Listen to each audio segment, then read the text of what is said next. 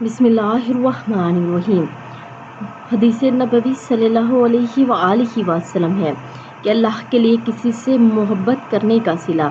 رسول اللہ صلی اللہ علیہ وآلہ وسلم نے فرمایا، ایک شخص اپنے بھائی سے ملنے کے لیے گیا جو دوسری بستی میں تھا۔ اللہ تعالیٰ نے اس کے راستے پر ایک فرشتے کو اس کی نگرانی کے لیے مقرر فرما دیا۔ جب وہ شخص اس فرشتے کے سامنے آیا تو اس نے کہا، کہاں جانا چاہتے ہو؟ اس نے کہا، میں اس بستی میں اپنے ایک بھائی کے پاس جانا چاہتا ہوں۔ اس نے پوچھا، کیا تمہارا اس پر کوئی احسان ہے جسے مکمل کرنا چاہتے ہو؟ اس نے کہا، نہیں، بس مجھے اس کے ساتھ صرف اللہ عز و جل کی خاطر محبت ہے۔ اس نے کہا، میں اللہ ہی کی طرف سے تمہارے پاس بھیجا ہوا قاصد ہوں کہ اللہ کو بھی تمہارے ساتھ اسی طرح محبت ہے جس طرح اس کی خاطر تم نے اپنے بھائی سے محبت کی ہے۔